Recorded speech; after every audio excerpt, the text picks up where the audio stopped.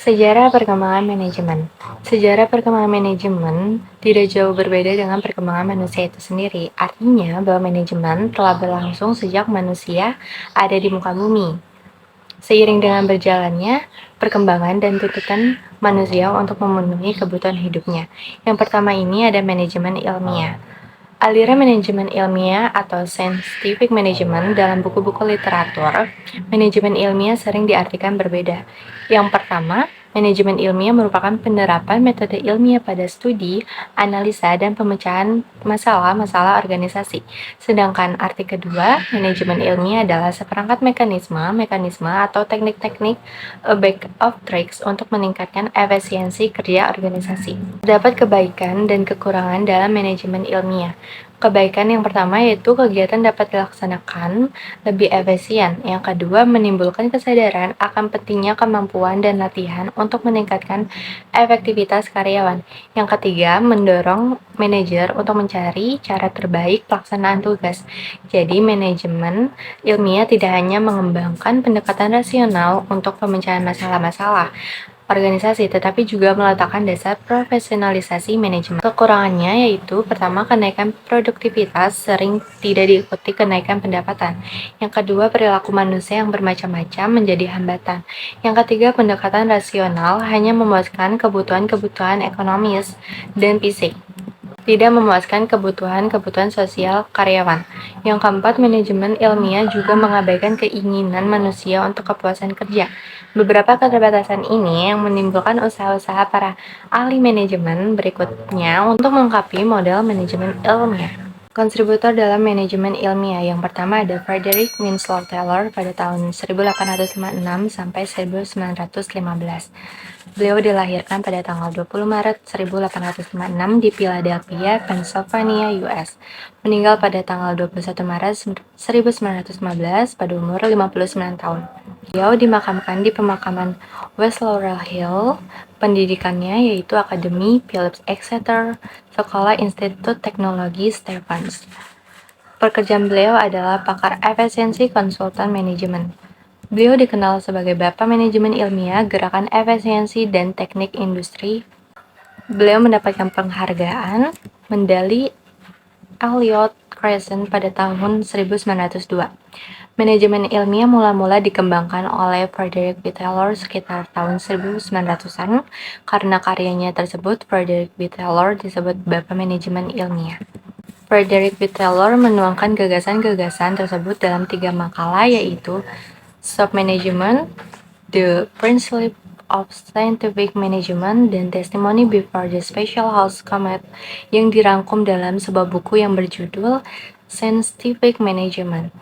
Frederick B. Taylor memberikan prinsip-prinsip dasar filsafat penerapan pendekatan ilmiah pada manajemennya itu. Yang pertama, pengembangan metode-metode ilmiah dalam manajemen. Yang kedua, seleksi ilmiah untuk karyawan agar setiap karyawan dapat diberikan tanggung jawab atas sesuatu tugas sesuai dengan kemampuannya.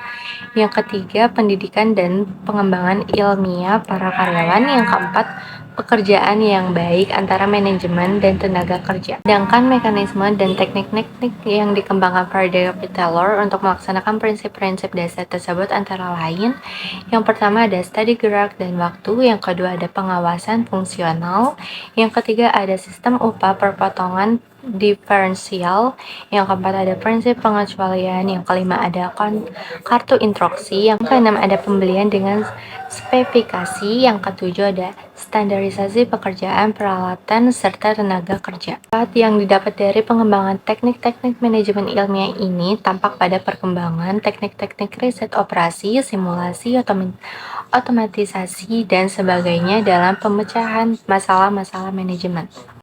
Yang kedua, Frank Gilbert dan Lillian Gilbert pada tahun 1868 sampai 1924 dan 1878 sampai 1972.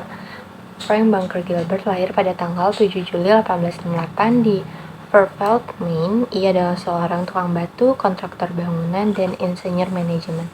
Ia adalah anggota ISMI, Taylor Society, dan dosen di Universitas Purdue.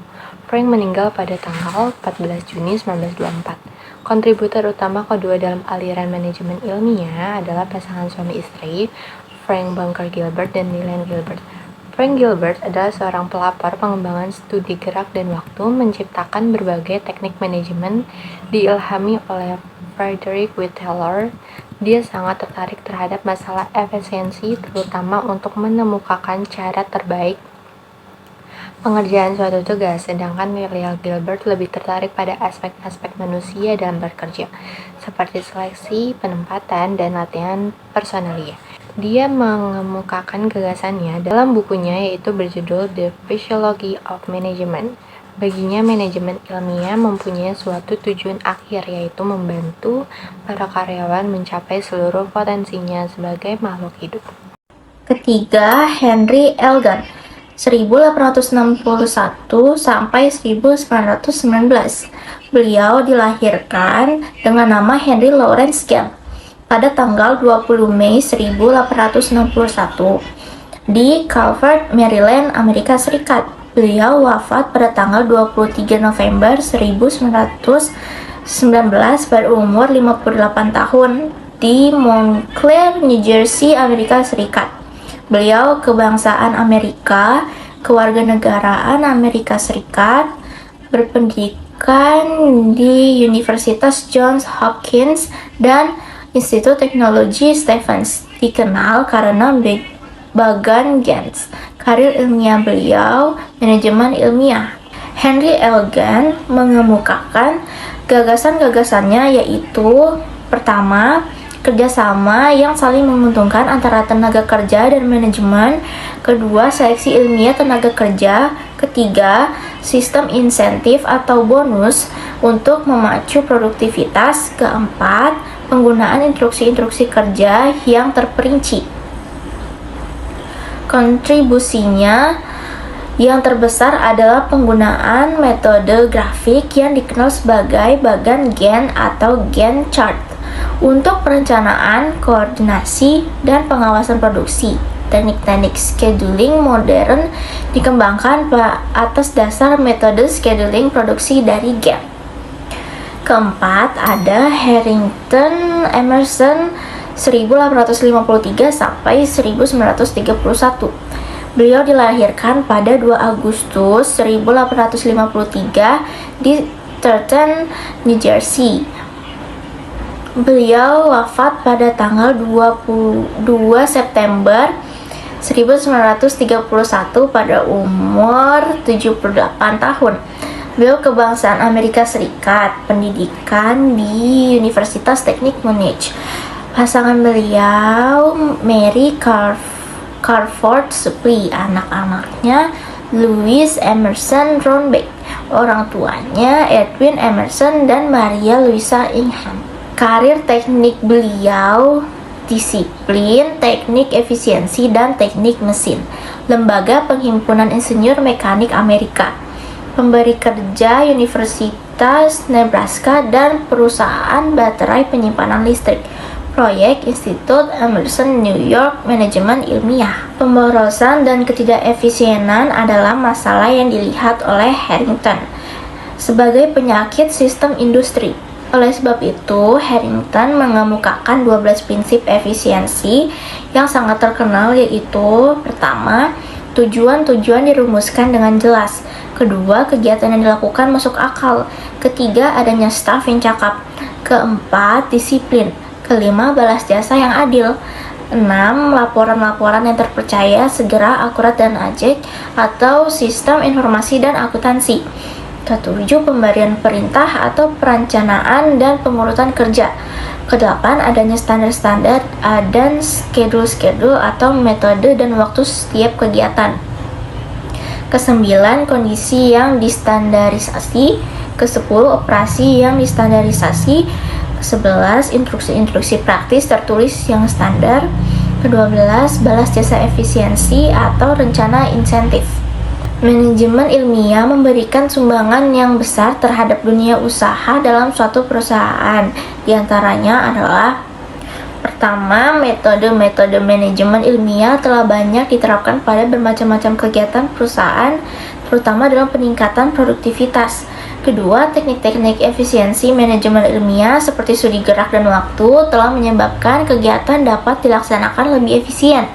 Ketiga, gagasan seleksi dan pengembangan ilmiah para karyawan menimbulkan kesadaran akan pentingnya kemampuan dan latihan untuk meningkatkan efektivitas karyawan. Keempat, manajemen ilmiah yang telah mengemukakan pentingnya desain kerja mendorong manajer untuk mencari cara terbaik pelaksanaan tugas. Kelima, manajemen ilmiah tidak hanya mengembangkan pendekatan nasional untuk memecahkan masalah-masalah perusahaan, tetapi juga meletakkan dasar profesionalisasi manajemen. Mengapa teori organisasi klasik muncul setelah manajemen ilmiah? Socrates adalah orang yang pertama kali memberikan andil terhadap terbentuknya teori organisasi klasik yang paling kuno. Hal itu dimulai ketika Socrates memberikan nasihat kepada Nikomasides tentang seorang pemimpin yang baik. Menurut Socrates adalah orang yang mengetahui apa yang dibutuhkan dan yang mampu mewujudkannya. Ada pendapat lain yang mengatakan bahwa awal mula munculnya teori organisasi klasik mengacu pada permulaan sistem pabrik di Inggris pada abad ke-18. Sesuai dengan namanya, teori organisasi klasik menjadi dasar pembentukan teori-teori organisasi lain yang muncul kemudian. Meski tidak diketahui secara pasti tanggal, bulan, dan tahun pertama kali munculnya teori organisasi klasik, tetapi teori ini memberikan analisa dan meletakkan dasar pengetahuan bagi aliran-aliran pendatang. Yang kedua, ada teori organisasi klasik 1900 sampai 1940.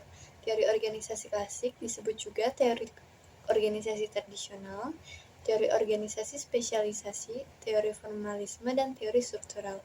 Teori ini muncul sebagai akibat dari usaha yang ditempuh untuk meningkatkan efisiensi dan efektivitas organisasi dengan menentukan prinsip-prinsip yang dapat dipergunakan sebagai pedoman bagi para manajer dalam melaksanakan tugas dan memberikan pedoman untuk menyusun suatu sistem tugas dan wewenang.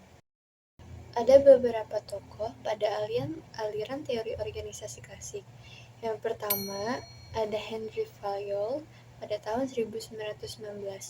Kelahiran 29 Juli 1841, Istanbul, Turki. Beliau meninggal pada 19 November 1925 di Paris, Prancis. Beliau memiliki 3 anak. Yang pertama ada Madeleine Mary Eugene yang Fayol, yang kedua Henry Joseph Fayol, dan yang terakhir Mary Celeste Fayol. Beliau menempuh pendidikan di École des Mines de Saint-Étienne pada tahun 1858 hingga 1860, berkebangsaan Prancis, dengan orang tua André Fayol dan Eugene Kenton Fayol. André Fayol menerbitkan buku yang berjudul Administrasi Industri dan Umum, atau General and Industrial Administration. Dalam aktivitas manajerial, Henry Fayol mengemukakan fungsi-fungsi manajemen yang sistematis, yaitu terdiri dari yang pertama ada perencanaan planning, yang kedua pengorganisasian organizing, dan yang ketiga memerintah commanding, yang keempat pengkoordinasian coordinating, dan yang kelima pengendalian controlling. Pada saat Fayol menuliskan hasil penelitiannya tentang manajemen pabrik di Amerika Serikat, ia mencoba mengembangkan prinsip-prinsip umum yang dapat diaplikasikan pada semua manajer dari semua tingkatan organisasi dan menjelaskan fungsi-fungsi yang harus dilakukan oleh seorang manajer. Fayol mengusulkan 14 prinsip yang menurutnya dapat digunakan secara universal dan dapat diajarkan di sekolah-sekolah dan universitas-universitas. Banyak dari prinsip organisasi tersebut meskinya kurang keuniversalannya, namun dapat diikuti secara luas oleh para manajer. Ke-14 prinsip tersebut antara lain adalah: Yang pertama, pembagian kerja. Yang kedua, wewenang dan tanggung jawab. Yang ketiga, disiplin. Yang keempat, kesatuan perintah atau kesatuan komando. Yang kelima, koordinasi, kesatuan pengarahan.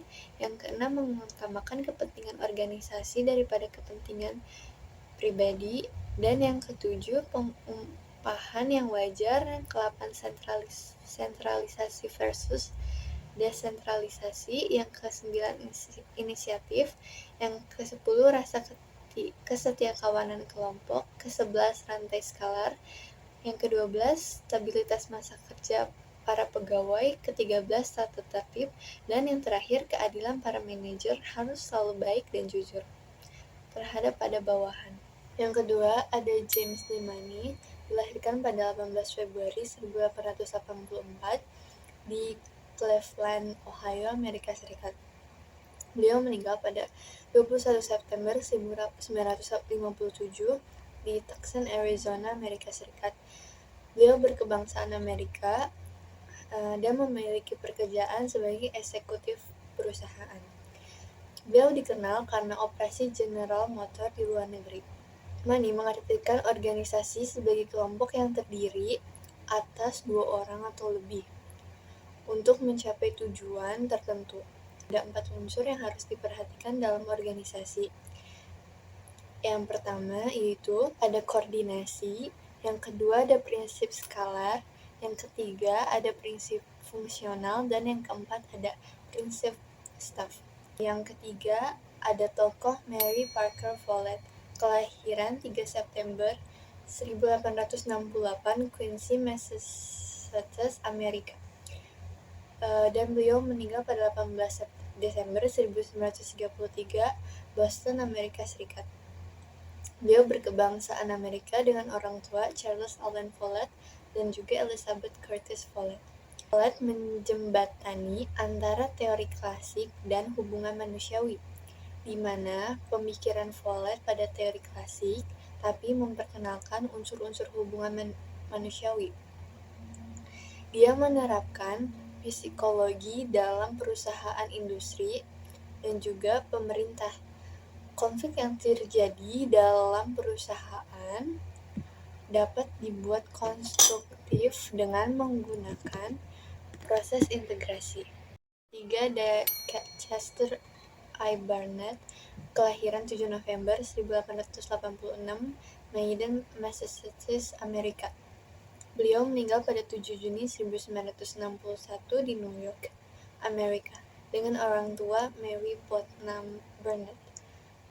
Beliau dikenal atas The Function of the Executive 1838, menerbitkan bukunya dan mengatakan bahwa organisasi merupakan sistem kegiatan yang diarahkan pada tujuan yang hendak dicapai. Fungsi utama manajemen yaitu perumusan tujuan dan pengadaan sumber daya yang diperlukan untuk mencapai tujuan. Menurut teori yang diberinya, nama teori penerimaan mengatakan bahwa seorang bawahan akan menerima perintah hanya bila dia memahami dan mampu serta berkeinginan untuk mencapainya. Bernat adalah pelopor penggunaan pendekatan sistem.